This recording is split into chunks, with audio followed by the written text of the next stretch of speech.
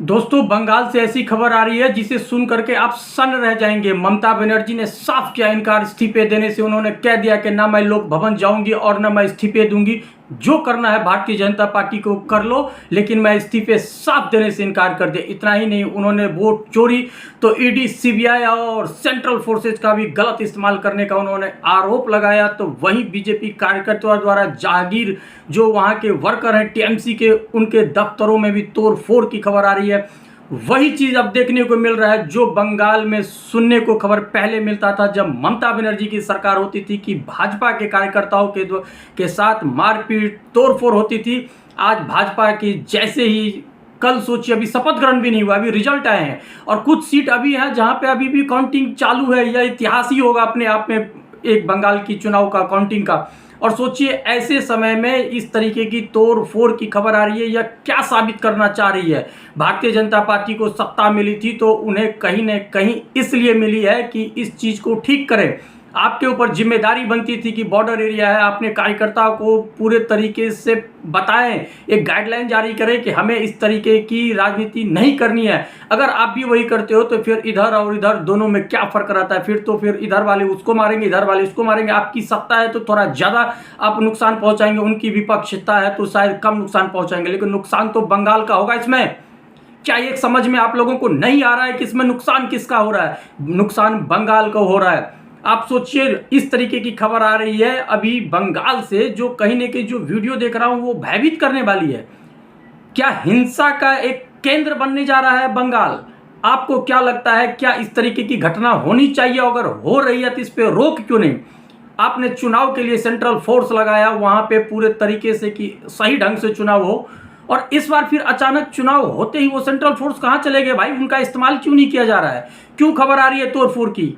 एक वीडियो अभी देखने को मिला है जिसमें ममता बनर्जी को एक पुतले की तरह किसी पुरुष के द्वारा सारी वारी पहना करके ये दिखाया गया कि ये ममता बनर्जी हैं और वो चल रही हैं रोड पे। अब पीछे से बीजेपी कार्यकर्ता द्वारा उनको जो है सो मतलब टॉर्चर किया जा रहा है। कोई पत्थर मार रहा है तो कोई लात घूंसे मार रहे हैं। अब इस वीडियो की मैं स्पष्टता के साथ सही कह दूं, मैं पुष्टि नहीं करता हूं, लेकिन ये मुझे ट्विटर पे एक वीडियो देखने को मिला। अगर ये सत्य है तो इससे दुखद कुछ नहीं हो सकती है राजनीति में। वो ममता बनर्जी जो बंगाल में 15 साल का शासनकाल था, और अभी भी मैं कहता हूं कि अगर वो 80 से 85 सीट लाते हैं तो इसे हार नहीं माना जाएगा। लगातार 3 टर्म पूरा करने के बाद चौथी टर्म में सरकार बनाना इतना आसान नहीं होता है जितना आप समझ रहे हैं। भारतीय जनता पार्टी ये जीती है तो कहीं न कहीं उनकी ये मेहनत है। 10 साल से शुभेंदु अधिकारी का जो काम है, जो जिस तरीके से वो लोगों को वहां तक घर घर में जा करके मेहनत की, उसके बदौलत जीती है। आप इसकी क्रेडिट मोदी शाह को नहीं दे सकते हैं, लोकल लीडर को दे सकते हैं। अब ये भी खबर आ रही है कि वहां पे सोचिए, वोटर लिस्ट से लगभग 91 लाख नाम डिलीट कर दिया गया है। सोचिए, 91 लाख। अब इस तरीके से अगर आप 91 लाख वोटर डिलीट करते हो तो वहीं पे खबर आ रही है 28 लाख के आसपास ऐसे हैं जिसे वैलिड ही नहीं माना गया है। और यह जो एरिया है वो मैं आपको बता दूं, जो 28 लाख की ये जो एरिया है मैं बताता रहा हूं, वो बॉर्डर से सटे जो एरिया हैं, जैसे कि दिखाया जा रहा है मुर्शिदाबाद, मालदा, ऐसे क्षेत्र में डिलीट हुई है जहां पे स्पष्ट रूप से भारतीय जनता पार्टी को फायदा मिल सकते। लगभग 48 सीट ऐसे दिखाया जा रहा है जहां पे मुकाबला कड़ी टक्कर का था, और ममता बनर्जी कह रहे हैं कि 100 सीटों पे घपला हुआ है। लेकिन आंकड़ा यहां पे 48 सीट का, जहां पे कांटों की टक्कर हुई है, लेकिन ममता बनर्जी तो स्पष्ट कह रहे हैं 100 सीटों का घपला किया गया है। अब देखिए, नया फैक्ट मैं आपको बताता हूं कि अब शुभेंदु अधिकारी की एजेंसी की तो खबर आ ही रही है कि हम विपक्ष का सवाल है कि भाई शुभेंदु अधिकारी जैसे नेता पर सीबीआई और ईडी की जांच नहीं होती है, बल्कि उन्हें प्रोटेक्ट कर दिया जाता है क्योंकि भारतीय जनता पार्टी के लीडर है। ये तो ऑब्वियस है भाई, इसमें कौन सी ऐसी बात है? अगर वो उनके लीडर है वो तो होगा ही। अभी हाल ही में राघव चड्ढा ने कहा था ना कि भारतीय जनता पार्टी वो पार्टी है जहां से एक तरफ से भ्रष्टाचारी डालो, दूसरे तरफ से वो बिना डिटर्जेंट पाउडर के साफ संस्कारी निकलते हैं। वो उनका पुराना बयान है। अब जैसे इन्होंने इसमें ज्वाइन किए तो वो वायरल किया जा रहा है। लेकिन कहीं ना कहीं भारतीय जनता पार्टी की ये छवि रही है। अभी चाहे असम का ही चीफ मिनिस्टर हो, उनके ऊपर भी आरोप था, लेकिन वो देखिए उस पर भी याद होगा आपको वो क्लिप, जब अमित शाह से पूछा गया था तो उन्होंने साफ कहने से मना कर दिया था। तो यह कहीं ना कहीं ये चीज होती है, और एजेंसी का दुरुपयोग तो हो रहा है, इसमें कोई दोहराई नहीं है, हो रहा है, क्योंकि ये खबर बार बार विपक्ष के नेता कर रहे हैं। और अरविंद केजरीवाल ने तो क्लियर कहा है कि हाईजैक कर लिया गया है। हाईजैक कर लिया लोकतंत्र को। सोचिए अब बचा क्या लोकतंत्र, विपक्ष के पास रहा क्या? कौन सी ऐसी राज्य है, हर राज्य में सिर्फ और सिर्फ भाजपा का पताका लहरा रहा है। अब आते हैं दूसरे पे।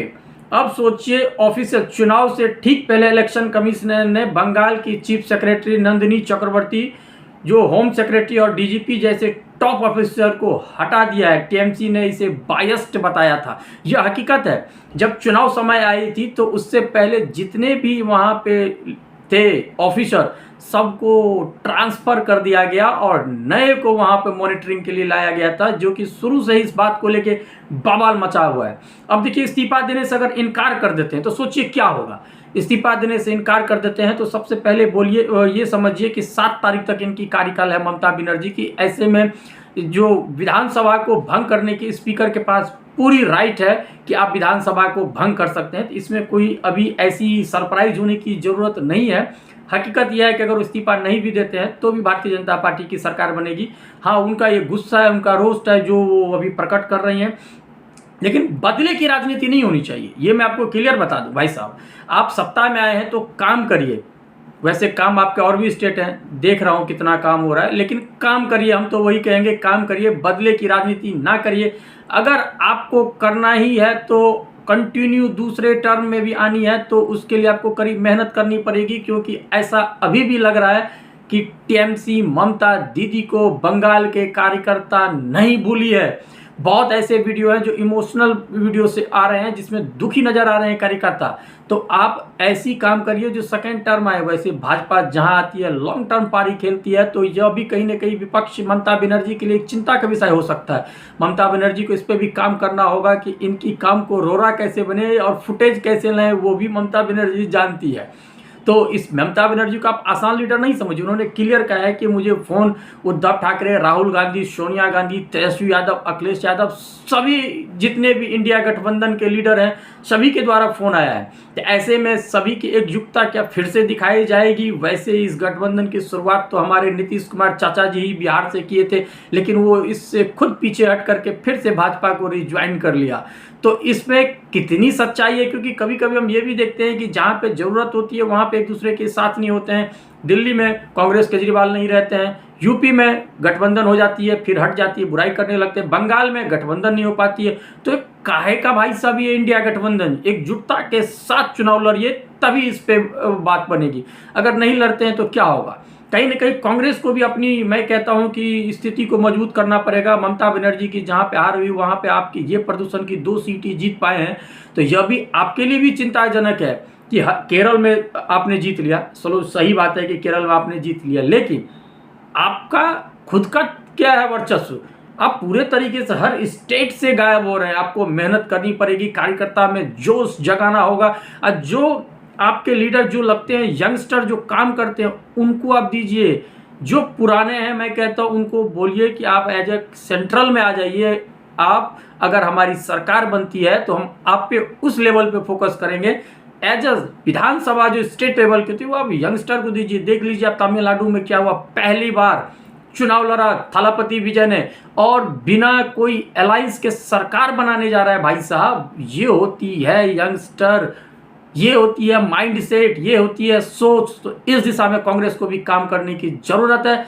ममता बनर्जी कहीं ना कहीं बहुत ही एग्रेसिव मोड में अभी हैं, तो वहीं पे बीजेपी को अपने कार्यकर्ता को बताने की जरूरत है कि कूल रहिए, काम करेंगे, हमें इस तरीके की दंगे फसाद कुछ नहीं करने हैं। तो आज के वीडियो में बस इतना ही। आप सब अपना बहुत ख्याल रखिए। एजे न्यूज़ पल्स पे यूट्यूब से देख रहे हैं तो सब्सक्राइब करिए, फेसबुक से जुड़े हुए हैं तो फॉलो करिए, हमें इंस्टाग्राम ट्विटर पे भी आप फॉलो कर सकते हैं। हर छोटी बड़ी ट्रेंडिंग खबर आपको यहाँ देखने को मिल जाएगा। और हाँ, स्पोर्ट्स के लिए अगर क्रिकेट की आप फैंस हैं तो एजे स्पोर्ट्स नेशन पे आप हमारे साथ शाम 7:30 बजे यूट्यूब, फेसबुक और इंस्टा के माध्यम से लाइव जुड़ सकते हैं। वहाँ पे हम पूरी मैच समाप्त होने के बाद एनालिसिस वीडियो करते हैं, तो उसे भी आप अपना सपोर्ट दीजिए। आज के लिए बस इतना।